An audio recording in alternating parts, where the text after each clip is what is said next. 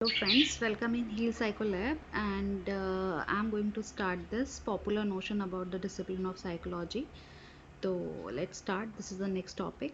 We mentioned above that every day almost every one of us acts like a psychologist. तो वो कहते हैं कि हम try to understand why someone behaved in manner which is he or she did and came up with ready explanation. तो he saying कि actually हम लोग रोज अपने डेली लाइफ में एज अ साइकोलॉजिस्ट बिहेव करते हैं और हम रीज़न फाइंड आउट करना चाहते हैं कि अगर हमारे साथ कोई बिहेव करता है तो we try to find the cause behind of it. उसके हम अपने हिसाब से अपनी एक्सप्लेनेशन बनाते हैं। तो कहीं ना कहीं हम सभी एज अ साइकोलॉजिस्ट बिहेव करते हैं डेली लाइफ में। Not only this, most of us have developed our own theory of human behaviour. कहीं हम अपने बेसिस ऑफ एक्सपीरियंस पे अपनी खुद की थ्योरी बना लेते हैं ह्यूमन बिहेवियर की। If we want some worker to perform better than he or she has in the past, we know that we will need to push or her। तो अगर हम ऐसा कोई वर्कर चाहते हैं जो पहले से बेहतर करे, मतलब अपने पास से, तो हम उसे थोड़ा सा पुश करेंगे ताकि वो पहले से बेहतर कर सके। Maybe even use a stick because people are basically lazy. आपको पता है कि अगर हम सभी के सभी कहीं ना कहीं लेजी हैं, तो पुश करते हैं तो हम कर पाते हैं। इवन पढ़ाई के लिए भी पुश करना होता है ना। So we know that we will need to push or him, maybe even use a stick because people are basically lazy। Such popular theories of human behavior based on common sense। तो कुछ theories जो होती हैं based on जो होती हैं वो common sense होती है और may not be true if investigated scientifically, है ना। तो कुछ true भी हो सकती है, कुछ नहीं भी हो सकती है।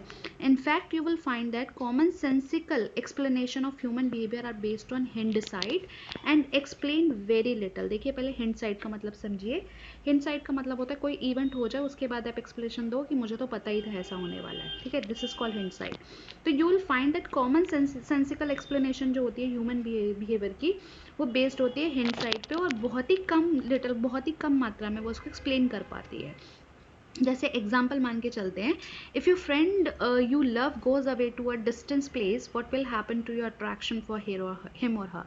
मान लो आपका कोई फ्रेंड है या कोई भी आपका नियरेस्ट पर्सन जो है वो दूर चला गया, तो आपका क्या उसके प्रति अट्रैक्शन होगा, क्या आप बिहेव करेंगे।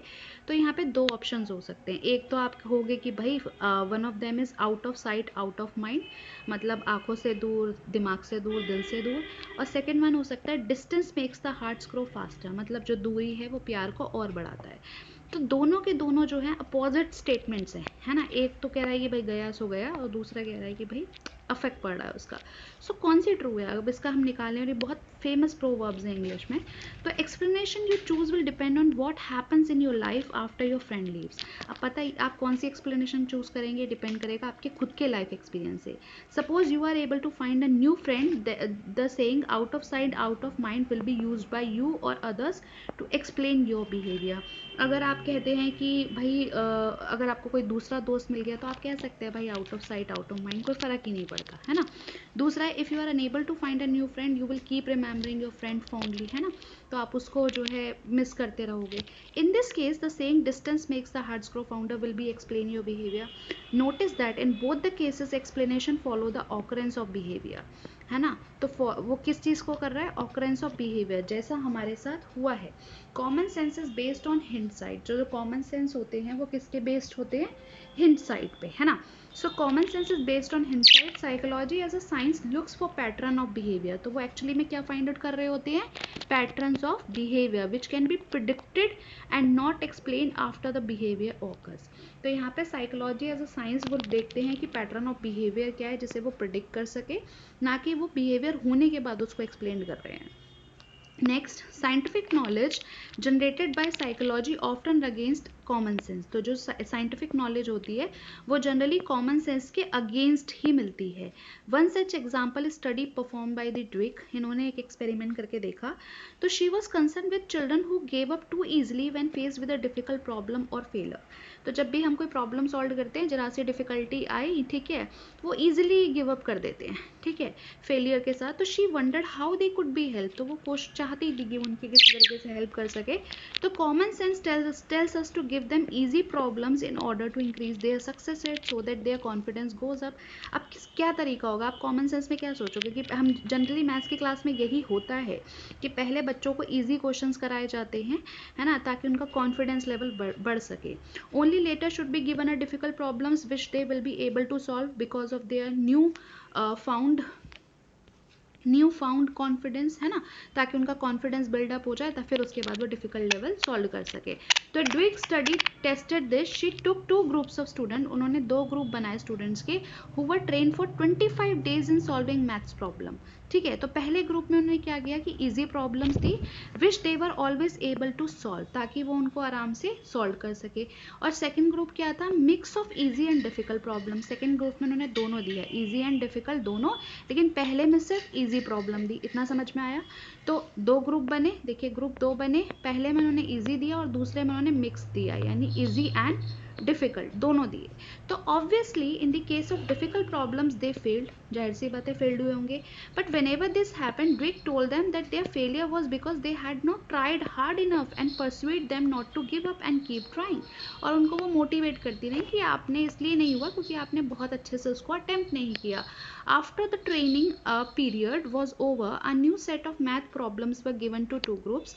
तो 2 नई मैथ्स प्रॉब्लम्स दी गई, मतलब उनका एक्चुअली टेस्ट हुआ 2 ग्रुप्स को। तो ड्रेक ने ये देखा कि ये तो कॉमन बिलीफ के अगेंस्ट जा रहा है। Those who had always succeeded because they were given an easy problem gave up much faster when they faced failure than those who had experience of both success and failure and were taught of to attribute failure to their lack of effort। तो जो succeed हो रहे थे because they were given easy problems, उन्होंने बहुत जल्दी क्या कहते हैं गिव अप कर दिया। और जो फेलियर फेस्ड कर रहे थे, who had experience of both success and failure, जिनको डिफिकल्ट और इजी दोनों क्वेश्चन दिए गए थे, तो उनका एक एट्रीब्यूट बन गया फेलियर की तरफ कि उनका फेलियर लैक ऑफ एफर्ट्स की वजह से हो रहा है, तो उन्होंने दोबारा एफर्ट लगाना शुरू कर दिया। तो समझ रहे हैं, आपका एक परसेप्शन बनता जा रहा है, आप ट्रेंड होते जा रहे हैं। तो there are many other senses notion which you may not find to be true. Not too long ago it was believed in some culture that man are more intelligent than women और women cause more accident than man. तो ऐसे बहुत सारे notions हैं, और उनमें से एक उन्होंने बताया है कि हमने पास्ट में देखा है कल्चर में कि ऐसा माना जाता था कि जो आदमी हैं वो औरतों से ज़्यादा इंटेलिजेंट होते हैं, या जो औरतें हैं वो ज़्यादा एक्सीडेंट करती हैं आदमियों की तुलना में। कई बार देखा होगा आपने, गाड़ी चला रही होती हैं औरतें, तो बेचारे तरस खा के कहते हैं कि she is a lady that's why she doesn't know drive. But I think that's a wrong approach। तो empirical studies have shown that both of these are untrue, है ना। तो दोनों ही untrue हैं, दोनों ही statement correct नहीं है। तो common sense also tells us that one is not able to give one's best if you are asked to perform before a large audience। even एक ये common sense था कि जब अगर किसी को आप बड़े लेवल पे वहाँ पे बहुत ज़्यादा ऑडियंस बैठी हो तो अपना वो बेस्ट नहीं दे पाता। लेकिन साइकोलॉजिकल स्टडीज़ कहती हैं कि अगर आपने बहुत अच्छे से प्रैक्टिस की है तो एक्चुअली आप बहुत अच्छा परफॉर्म करेंगे, because the presence of others helps your performance, it is increase your performance. तो it is hope that as you go through this text book you will discover that many of your beliefs and understandings of human behaviour will change. तो जैसे जैसे हम ये book पढ़ेंगे तो हम जानेंगे ह्यूमन बिहेवियर के बारे में कि वो कैसे कैसे चेंज होता है। You will also gather that psychologist are different from astrologers. तो साइकोलॉजी जो है, साइकोलॉजिस्ट जो है वो एस्ट्रोलॉजर्स नहीं है, वो आपके सितारे देखकर नहीं बताएंगे तांत्रिक या पाम रीडर्स की तरह, बल्कि वो सिस्टमैटिकली एग्जामिन करेंगे आपके proposition based on data to develop principle about human behaviour and other psychological phenomena. तो साइकोलॉजी है ही इसलिए साइंटिफिक इन दैट वे कि वो सिस्टमैटिकली आपकी चीज़ों को एग्जामिन करेंगे और उसके बेसिस पे प्रिंसिपल्स को डेवलप होते हैं, और उसी डाटा के बेसिस पे वो आपके बिहेवियर और साइकोलॉजिकल फिनोमेना के रीजंस को जान पाते हैं। तो that's all in this video, ठीक है। एंड मैं नेक्स्ट टॉपिक जो है आगे वाली वीडियो में स्टार्ट करूँगी। Thank you. If you like my video please like share and subscribe. Thank you.